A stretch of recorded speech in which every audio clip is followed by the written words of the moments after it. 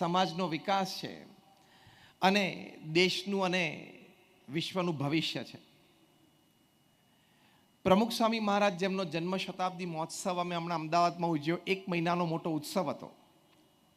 રોજના 4 લાખ લોકો એટલે લગભગ 1.25 કરોડ લોકોએ 30 દિવસમાં અમારા 15થી પણ વધારે એક્ઝિબિશન્સ અને લાઈવ પરફોર્મન્સીસ જોયા. 40,000 સ્વયંસેવકો સેવામાં હતા.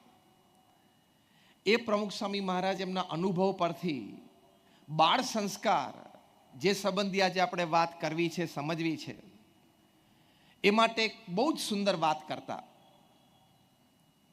પ્રમુખ સ્વામી મહારાજ કહેતા, હું એમને વર્ડ ટુ વર્ડ નહીં પણ લેટર ટુ લેટર કોટ કરું છું. એ પોતે કહેતા કે જો તમે તમારા સંતાનોને સંસ્કાર નહીં આપો તો એક દિવસ એવો આવશે કે તમારે સંપત્તિ અને સંતતિ બે ખોવી પડશે. એવા સેંકડો પરિવારોમાં અમે પણ જોયું છે અને તમે પણ જોયું હશે કે શિક્ષણ હોય, સમૃદ્ધિ હોય, સ્વાસ્થ્ય હોય, પણ સંસ્કાર ના હોય તો એ શિક્ષણ, સમૃદ્ધિ અને સ્વાસ્થ્ય નકામા થઈ જાય છે. જે હકીકત છે, શિક્ષણ આપવું ખૂબ જરૂરી છે. ઉત્તમ શિક્ષણ સંતાનોને આપવું એ મા બાપની પ્રથમ મોટી જવાબદારી છે. પણ એના કરતાં પણ મોટી જવાબદારી છે સંતાનોને સંસ્કાર આપવાની.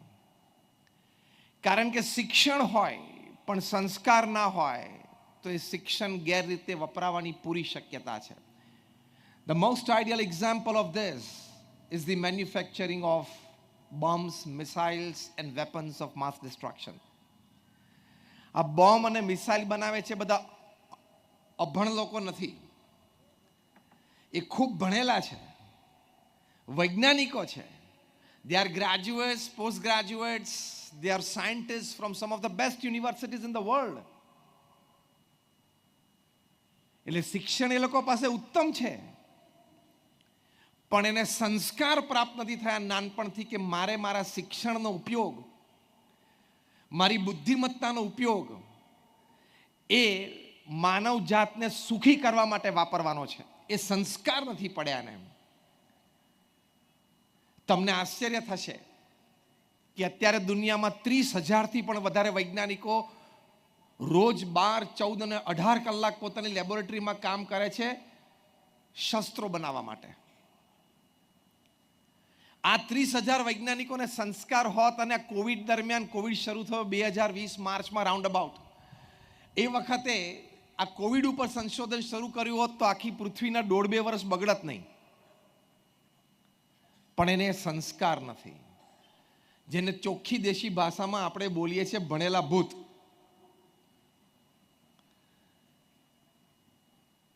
એટલે they have the best of education from some of the best universities in the world,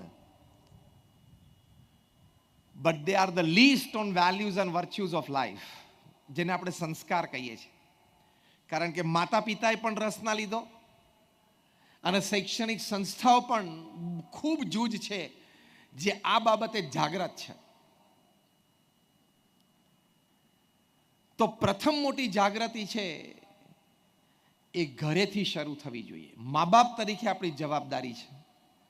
કેમ કે પ્રથમ 2.5, 3, 3.5, 4 વર્ષ બાળક ઘરમાં સમય વિતાવે છે. અને according to a Harvard university study, the first cuss words that the children learn is from their parents and especially from their mothers. Harvard યુનિવર્સિટીનો આ સર્વે છે કે બાળકો પ્રથમ ગાળો બોલતા ક્યાંથી શીખે છે. તેના સર્વે પછી નક્કી થયું કે માતા પિતા પાસેથી શીખે છે અને એમાં પણ પોતાની માતા પાસેથી શીખે છે. એનો પ્રત્યક્ષ પ્રસંગ મેં પણ એક અનુભવ્યો છે. એક પિતાએ અમને આવીને એક વખત મંદિરમાં સાંજે આવા સંધ્યા આરતી પછીના સમયે આવ્યા અને અમને મળ્યા અને એમને મને એક પ્રસંગ કહ્યો કે હમણાં 2-3 દિવસ પહેલા હું ઓફિસથી ઘરે સાંજે આવ્યો. મારો લગભગ 3.5 વર્ષનો નાનો દીકરો જેવો હું રૂમમાં એન્ટર થયો એટલે મારી સામે હાથ લાંબો કરીને આમ સાહજિક બોલ્યો, જો તોફાની આવ્યો. એટલે કે મને બહુ આશ્ચર્ય થયું પણ એ ક્યાંથી શીખ્યો? તો એના માતા ભલે વાલથી બોલાવતા હતા, એક એક્સપ્રેશન ઓફ લવ હતું કે જો તોફાની થઈ ગયો છું અને આમ ટપલી મારે, તોફાની છું, આ તોફાની આવ્યો, પણ એ શબ્દ એને પકડી લીધા. એવો જ એક અનુભવ અમારા એક સંતને થયેલો. એક પિતા એના ટીનેજરને 12-13 વર્ષનો છોકરો હતો એને લઈને મંદિરે આવ્યા અને કહ્યું કે સ્વામી મારે જરા બેસવું છે આપની સાથે.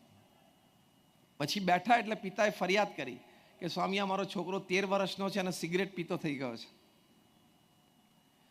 એટલે બહુ આશ્ચર્ય થયું, પણ અમારા સંત હતા એ બહુ મચ્યોર હતા. એમણે પહેલાં એ પિતાને પૂછ્યું કે તમે સાંભળેલી વાત કરો છો કે તમે જોયેલી કરો છો? તો કે મેં નજરે જોયું છે, અમારી આંખ પણ મળી હતી, એ શર્મિંદો થઈ ગયેલો, સિગરેટ ફેંકી દીધી હતી, એ દ્રશ્ય થયેલું એને પૂછ્યું. એટલે પેલા બાળકે કહ્યું કે હા. અમારા સંતે પેલા પિતાને પ્રશ્ન પૂછ્યો કે તમે સિગરેટ પીવો છો? તો કે હા. બીજો પ્રશ્ન પૂછ્યો, તમે ઓફિસમાં ને ઘરે, એટલે કે ઘરે સિગરેટ પીવો છો ઘરે બેઠા હોય ત્યારે? તો કે હા. ત્રીજો પ્રશ્ન પૂછ્યો કે કોઈક વખત તમે ઘરે બેઠા હો અને તમને સિગરેટ પીવાનું મન થાય અને સિગરેટ ખલાસ થઈ ગઈ હોય, તમે આ છોકરાને કોઈ દિવસ પાનના ગલે સિગરેટ લેવા મોકલ્યો છે? એટલે એના પિતાએ કહ્યું કે હા. અમારા સંતે કીધું ચેપ્ટર એન્ડ્સ. એણે તમને સિગરેટ પીતા જોયા, તમે એના પાનના ગલ્લે મોકલ્યો એટલે એના પગ એ તરફ વળ્યા. હવે છેલ્લો જે કાર્યક્રમ બાકી હતો એ જાતે કરી લીધો. એટલે હાર્વર્ડ યુનિવર્સિટીનો આ સ્ટડી, આ સર્વે સાચો છે that the first cuss words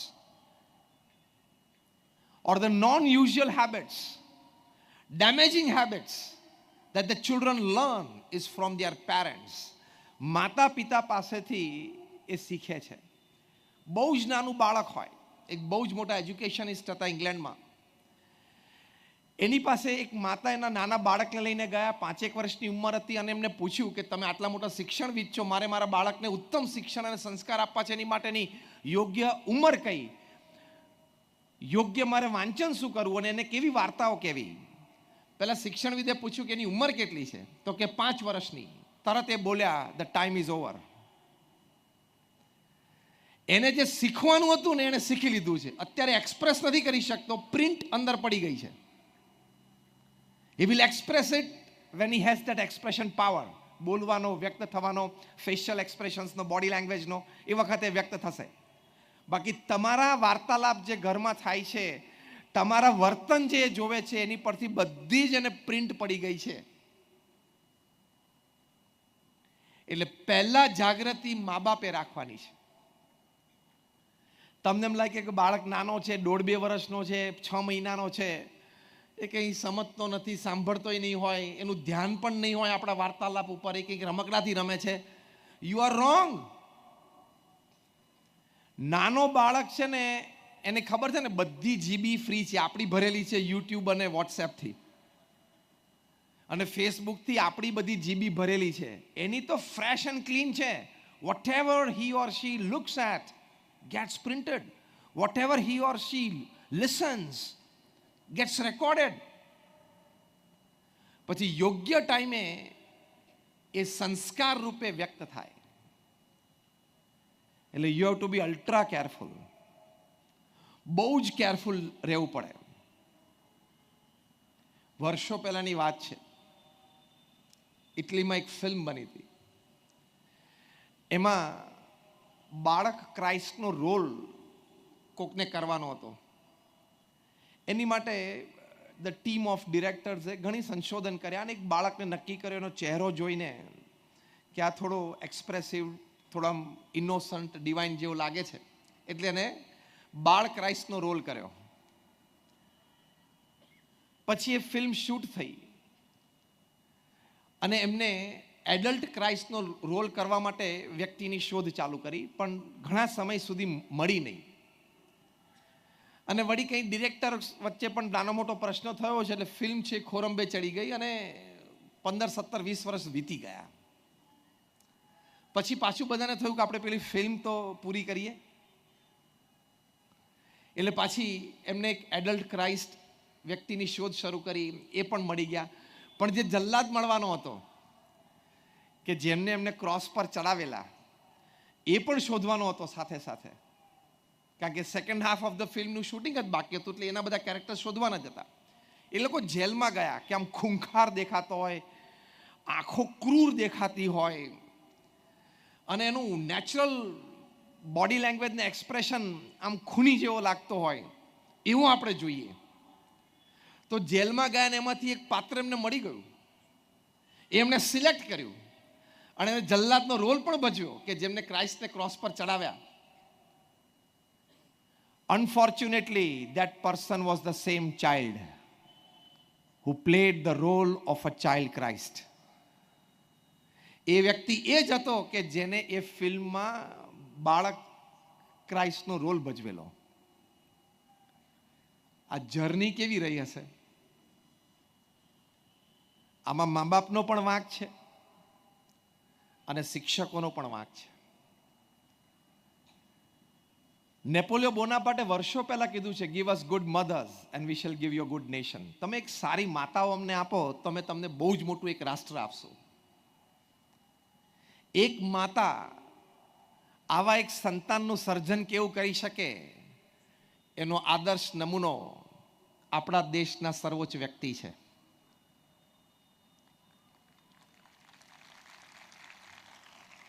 એક માતા નક્કી કરે તો કેવા સંતાનનું સર્જન કરી શકે એ દ્રષ્ટાંત આપણી સામે આપણા દેશના સર્વોચ્ચ વ્યક્તિ છે. આ બધા 3-4 પ્રસંગો મેં તમને એટલા માટે કીધા, આપણા મનમાં સ્પષ્ટ થાય કે આપણે એક રોલ ભજવવો તો પડશે જ. બિફોર આઈ ટેલ યુ કે કેવી રીતે ભજવવાનો, શું કરવાનું, this was a foundational clearing that we have a responsibility. માતા પિતા તરીકે અને શિક્ષક તરીકે આપણી એક બહુ જ મોટી જવાબદારી છે. સંતાનો તમે પેદા કર્યા એટલે એનો ઉછેર તો થવાનો જ છે, પણ ઘણી વખત બગીચામાં ઘાસ ઉછરે અને ઘરમાં સંતાન ઉછરે, બે સરખું હોય. તો આ સંસ્કાર પ્રદાન માટે પ્રથમ અગત્યની વાત છે, માતા પિતા તરફથી આપણે વાત કરીએ છીએ કે you have two spend quality time and quantity time with your children. તમારા સંતાનોને તમારે ક્વોલિટી અને ક્વોન્ટિટી ટાઈમ આપવો પડશે. મોટા તો થવાના જ છે, જન્મ્યા છે એટલે દર વર્ષેની વર્ષગાંઠ આવી જ જવાની છે, પણ તમે એનામાં સંસ્કારનું સિંચન કર્યું, ઇટ ઇઝ યોર રિસ્પોન્સિબિલિટી. એની માટે સમય ફાળવવો પડે, ક્વોલિટી અને ક્વોન્ટિટી ટાઈમ ફાળવવો પડે. એક દ્રષ્ટાંત છે, એકવાર એક યંગ ફાધર સાંજે ઓફિસથી આવ્યા, એ યંગ કપલને નાનું સંતાન હતું 1-1.5 વર્ષનું. આવીને જોયું તો ઘરે એમના ધર્મપત્ની આ નાના બાળકને ડેડ શબ્દ શીખવાડતા હતા. એટલે આ ભાઈ ખૂબ રાજી થયા કે મારા પત્ની કેવા સારા કહેવાય. નોર્મલી બાળક છે પહેલો શબ્દ શું શીખે? માં, માતા, મમ્મી, જે કંઈ પ્રણાલિકા હોય પરિવારમાં.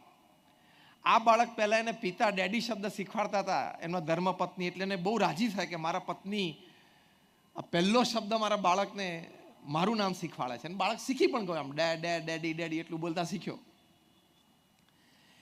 એક દિવસ રાત્રે 2:30 વાગે બાળકને ભૂખ લાગી હશે અને એને રડવાનું ચાલુ કર્યું.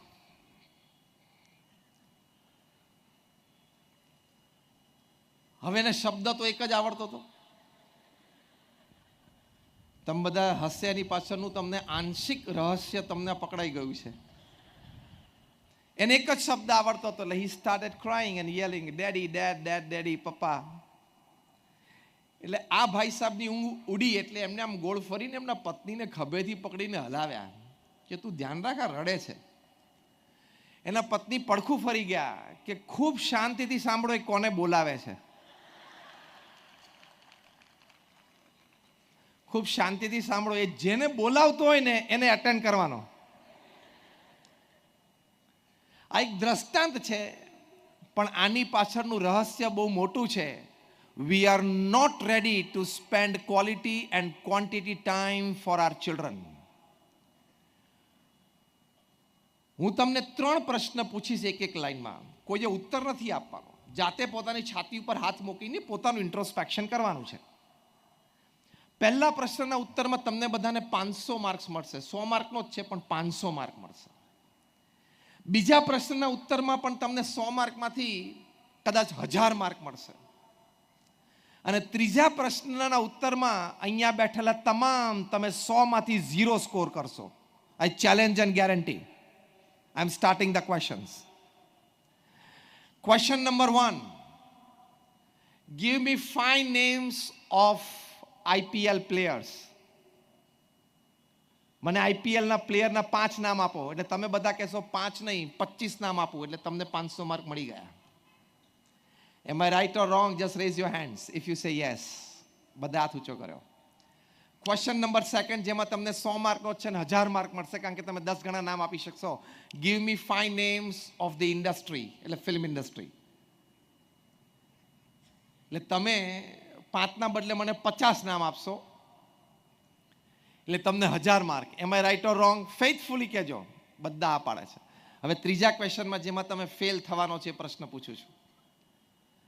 તમારા સંતાનોના 10 મિત્રોના મને નામ આપો કે 10 મિત્રો એની સાથેની એની સંગ સોબત, એનો વાર્તાલાપ, એનું આઉટગોઈંગ તમે જાણતા હો, એની પાસેથી એ શું શીખે છે, એની પાસેથી શું એ મેળવે છે, એનામાં પોઝિટિવિટી નેગેટિવિટી કેટલી આવે છે, એ તમે યથાર્થ 10 જણાનું જાણતા હોય આંગળી ઊંચી કરો. 15-25ની આંગળી ઊંચી છે તો આપણે એને અભિનંદન પાઠવીએ છીએ. બાકી તમે આ 5-7 હજાર જણા બેઠા છો તે નેટફ્લિક્સ માટે જન્મ્યા છો?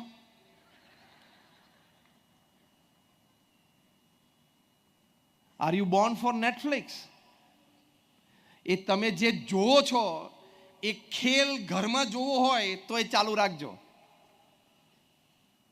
નેટફ્લિક્સ ઉપર તમે જે ખેલ જોવો છો જાત જાતના, એનો એ જ ખેલ પ્રત્યક્ષ ઘરમાં જોવો હોય તો આ નેટફ્લિક્સ ચાલુ રાખજો. I am talking of all the social medias. તમે IPL ને બોલિવૂડના 5-15 નામ આવડતા હોય એની માટે મને કોઈ વિરોધ નથી. Maybe it's part of information, maybe it's part of general knowledge. But when you don't know the names of the friends with whom your children are moving out and what are the learning from them,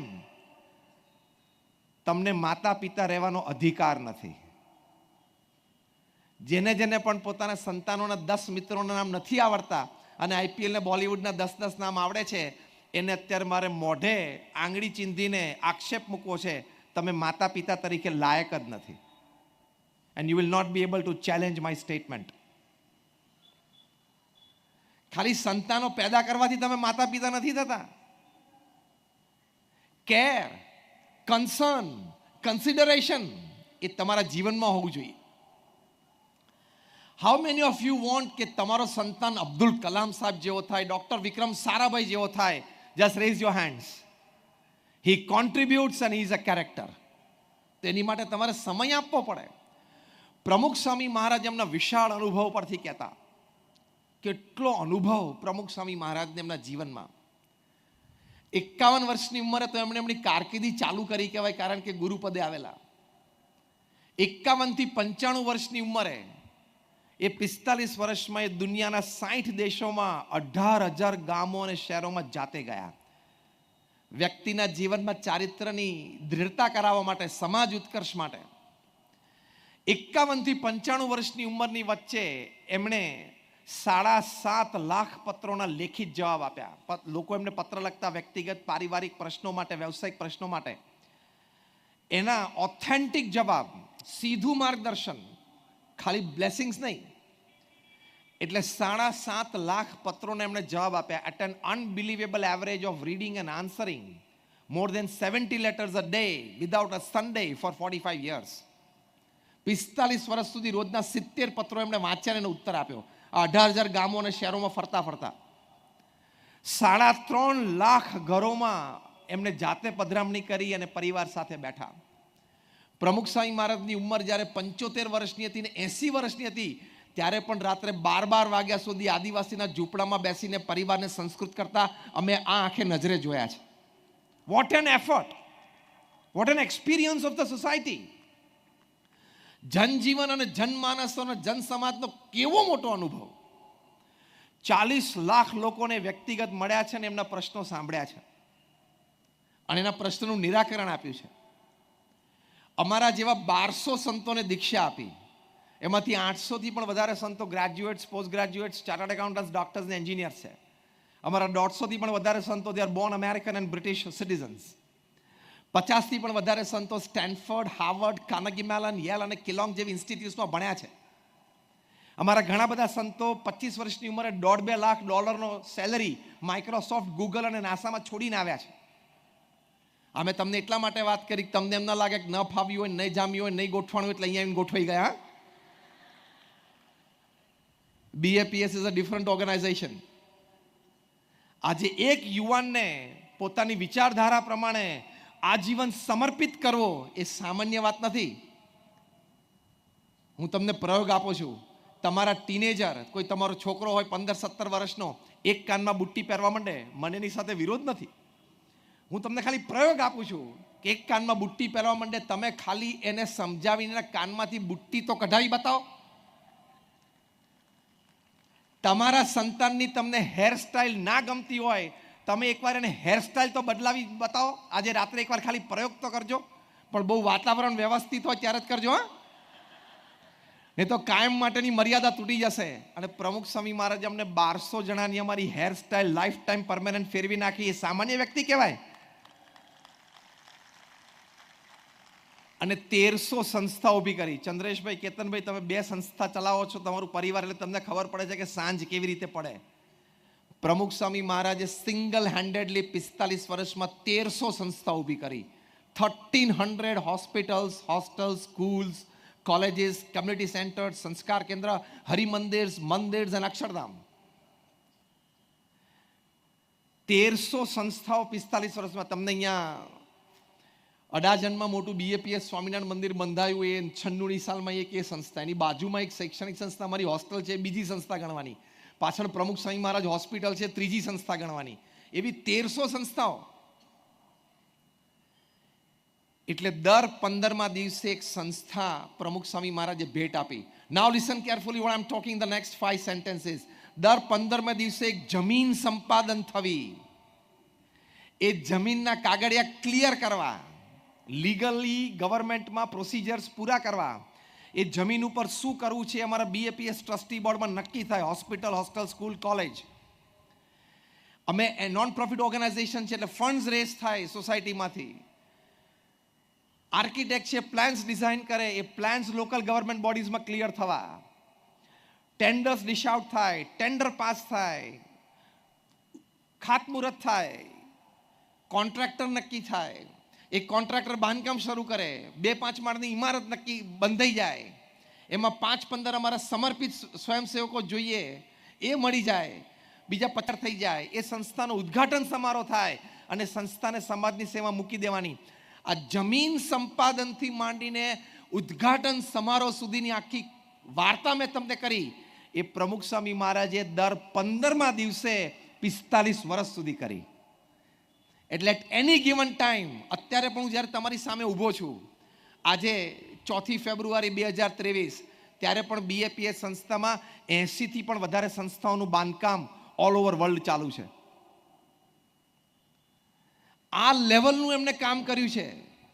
એટલે સમાજની ધરોહર એ જાણતા હતા. પરિવારમાં વિસંવાદિતતા કેવી રીતે આવે છે જાણતા હતા. આ મેં તમને એનો અનુભવ એટલા માટે આટલો કહ્યો, એમનું કાર્ય, કે તમને એમના વચનમાં વિશ્વાસ આવે કે આ અનુભવી વ્યક્તિના વચનો છે.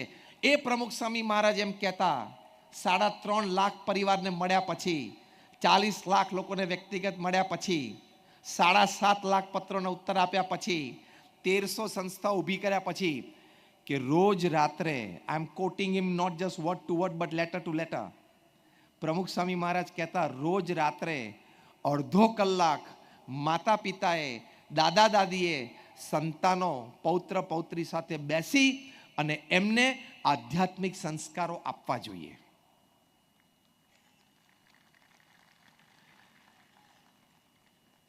જેને પ્રમુખ સ્વામી મહારાજ ઘર સભા કહેતા.